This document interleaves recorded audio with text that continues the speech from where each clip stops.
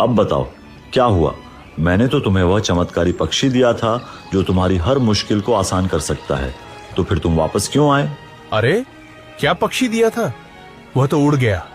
मैं रात को सोया था, सुबह उठा तो पक्षी गायब हो चुका था। यह कैसे हो सकता है? वह पक्षी तो अपने मालिक से अलग नहीं हो सकता था। अरे तो क्या मैं झूठ बोल रहा हूँ? मैं तुम्हें वैसा ही दूसरा पक्षी देता हूँ जो तुम्हारी हर ख्वाहिश पूरी करेगा। नहीं नहीं, मुझे ऐसी शक्ति चाहिए कि बड़ी से बड़ी सेना भी मेरा मुकाबला न कर सके, समझे? राक्षस प्रसन्न हो गया और एक रंगीन चमकती अंगूठी आदित्य को दे दी। यह एक जादुई अंगूठी है जो अब तुम्हारी मिल्कियत है। इसकी खास ताकत से तुम किसी को भी पत्थर में बदल सकते हो और जब चाहो तो उसे वापस भी ला सकते हो। यह शक्ति तुम्हें अपनी मर्जी के अनुसार हर हालात पर काबू पाने का मौका देगी, समझे? मोहनलाल उसी झोपड़ी में वापस लौट आया। दिल में कई विचारों के बादल छाए हुए थे। वह सोच रहा था कि क्या वास्तव में यह सब सच है? क्या यह अंगूठी सच में इतनी शक्तिशाली है? वह बुजुर्ग व्यक्ति के सामने जाकर खड़ा हुआ और गहरी सोच में डूबा हुआ बोला, सुनो, मेरा पक्षी वापस दो, वरना तुम्हारे लिए अच्छा नहीं होगा। मैं आखिरी बार कह रहा हूँ। अरे लगता है कि तुम ऐसे नहीं मानोगे। रुक जाओ, मैं तुम्हें बताता हूँ। बुजुर्ग की यह बात सुनकर मोहनलाल ने अंगूठी से कहा, लालची बूढ़े को अभी पत्थर बना दो। मोहनलाल के ये कहते ही बूढ़े का शरीर पत्थर में बदलने लगा। वह डर गया और कांपते हुए बोला, माफ कर दो, मैं लालच में आकर उसे चुरा लिया था। वह झोपड़ी के पीछे एक टोकरी में छुपा हुआ है। मुझे माफ कर दो, मैं दोबारा कभी ऐसा नहीं करूंगा। मोहनलाल ने तुरंत झोपड़ी के पीछे जाकर उस टोकरी को खोल लिया। वह पक्षी वहीं था। मैं बताने ही वाला था कि वह बुजुर्ग क्या करने वाला है, लेकिन तुम सो गए। मुझे तो याद ही नहीं रहा कि तुम भविष्य भी बता सकते हो। अगर तुमने दोबारा किसी को धोखा देने की कोशिश की तो मैं तुम्हें हमेशा के लिए पत्थर बना दूंगा, समझ गए? मोहनलाल पक्षी को लेकर खुशी खुशी अपने घर लौटा। अब उसके दिल में डर की जगह सुकून था। उसने राधा को सारी कहानी सुनाई, कैसे उसे पक्षी वापस मिला और कैसे एक जादुई अंगूठी ने उसकी मदद की। राधा हैरान भी थी और खुश भी कि उसका पति सही सलामत वापस आ गया। क्या तुम वाकई भविष्य बता सकते हो? हाँ, तुम्हारे भाग्य में बहुत धन लिखा है, तुम बहुत अमीर बनोगे। तो फिर देर किस बात की? ढेर सारा सोना मेरे सामने प्रकट कर दो। अचानक आकाश से रंग बिरंगी किरणें जमीन पर उतरने लगीं, जो बहुत सारे मदराओं के ढेर की तरह चमक रही थीं। रोशनी की चमक में मदराओं का वह ढेर जादुई खजाने जैसा दिख रहा था। कुछ ही समय में मोहनलाल पूरे गांव का सबसे ज्यादा धनी और सम्मानित व्यक्ति बन चुका था। उसकी झोपड़ी अब एक सुंदर और प्यारा सा घर बन चुकी थी, जिसमें खुशहाली और शांति की रोशनी छाई हुई थी। एक दिन वह जादुई पक्षी उड़ता हुआ आ गया और मोहनलाल के कान में धीरे से कुछ कहने लगा। क्या कहा? राजा भीरू किशुनगर की सीमा में अपनी पूरी फौज के साथ घुस आया है।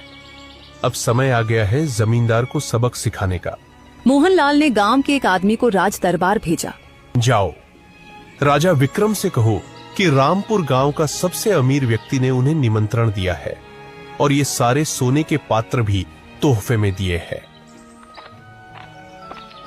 सेवक राजा विक्रम के दरबार में पहुंचा और सोने के पात्रों से भरी थाली उनके सामने रख दी। रामपुर गांव के सबसे धनवान व्यक्ति मोहनलाल ने आपको और मंत्री जी को आमंत्रित किया है। इतने सारे पात्र, हमने भी कभी इतनी बड़ी भीड़ नहीं देखी। महाराज, अब तो जाकर देखना ही पड़ेगा कि आखिर ये कौन है। राजा विक्रम मंत्री जगन्नाथ को साथ लेकर मोहनलाल के आलीशान घर पहुंच गया। उसकी आंखें हैरानी से चौड़ी हो गईं। मोहनलाल कुछ ही देर बाद अपनी पत्नी राधा के साथ वहां पहुंचा। अरे तुम तो वही किसान हो जो कुछ समय पहले मेरे पास न्याय मांगने आए थे। और उस समय आपने मुझे न्याय नहीं दिया था, मुझे सब कुछ याद है। लेकिन यह कैसे संभव हुआ? रातों रात तुम्हारे पास इतना धन कहां से आ गया? क्षमा कीजिए महाराज, यह मैं आपको चाहकर भी नहीं बता सकता। हमें यहाँ फिर बुलाया क्यों गया है? तुम्हारे पास अब इतना वैभव है कि अकेले ही 10 जमींदारों को सबक सिखा सकते हो। हाँ, मंत्री ठीक कह रहे हो। बताओ मोहनलाल, तुम्हारा मकसद क्या है? महाराज, मैं आपको एक अत्यंत महत्वपूर्ण सूचना देना चाहता हूँ। परंतु उससे पहले मैं चाहता हूं कि आपने मेरे साथ जो अन्याय किया था उसकी पूरी सुनवाई करें। और हां, यह बात आपके भविष्य से जुड़ी हुई है। अगर आपने इसे नजरअंदाज किया तो कुछ ही दिनों में आपका राज्य आपके हाथ से निकल सकता है। तुम क्या चाहते हो? साफ साफ कहो। मैं चाहता हूं कि आप अब मेरे घर पर जमींदार बलराम मक्कीये और बलिया को बुलाकर उनसे साफ साफ पूछे कि क्या मैंने वास्तव में अपना खेत बेचा था या नहीं। सैनिकों, तुरंत जाकर उन चारों को बुलाकर मेरे पास ले आओ। कुछ ही देर में वे चारों वहां पहुंचकर उपस्थित हो गए। मुखिया, सच सच बताओ, क्या मैंने वाकई जमींदार को अपना खेत बेचा था? क्षमा कीजिए महाराज, मैंने जमींदार के दबाव में आकर यह झूठ बोला था। मैंने भी झूठ कहा था महाराज, क्योंकि उसने मेरी बेटी की शादी रोकने की धमकी दी थी। महाराज, जब ये लोग एक गरीब किसान के सामने थे तो ये उसके पक्ष में नहीं बोले, लेकिन आज जब उन्हें पता चला कि मैं इतना अमीर हूं कि जमींदार मेरे सामने कुछ भी नहीं, तो ये सब मेरे पक्ष में बोल रहे हैं। मैं चाहता हूं कि आपके राज्य में ऐसा न्याय स्थापित हो जहां अमीर और गरीब के बीच कोई फर्क न हो। तुरंत इन चारों को जेल में डाल दो और ले जाओ। मुझे माफ कर दीजिए। मुझे माफ कर दीजिए। मुझे माफ कर दीजिए। मोहनलाल, मोहनलाल। हाँ, ठीक है, मैंने तुम्हें माफ कर दिया है, लेकिन मेरा खेत मुझे वापस लेना होगा। वह मेरे पूर्वजों की निशानी है और इसे कोई छीन नहीं सकता। हाँ ठीक है, मैं देने के लिए तैयार हूँ। जाओ, लेकिन याद रखना, अगर अब किसी गांव वाले के साथ अन्याय हुआ तो मैं तुम्हें माफ नहीं करूंगा। जमींदार बलराम सिर झुकाए चले गए और मुखिया और भलिया भी शर्मिंदगी के साथ लौट गए। महाराज, विशालगढ़ राज्य की सेना आपकी सीमा में प्रवेश कर चुकी है और सभी जानते हैं कि उनकी सेना आपकी सेना से 10 गुना बड़ी है। आप उनसे युद्ध नहीं कर सकते। तो हमें यहाँ से भाग जाना होगा। ये वाकई एक बहुत बड़ी समस्या है। महाराज, फिक्र न कीजिए, आप बस एक बार मेरी मुलाकात राजा भीरो से करवा दीजिए, मैं उसे पीछे हटने पर मजबूर कर दूंगा। अच्छा, अगर तुमने ऐसा किया तो मैं जीवन भर तुम्हारा आभारी रहूंगा। राजा विक्रम ने एक विशेष स्थल पर राजा भीरू को बुला लिया। अब जब मेरी सेना तुम्हारी सेना में प्रवेश कर चुकी है तो बातों का कोई मतलब नहीं है। मैं तुम्हारा राज्य हथिया लूंगा, समझे? देखो, मेरा एक दोस्त तुमसे अकेले में मिलना चाहता है।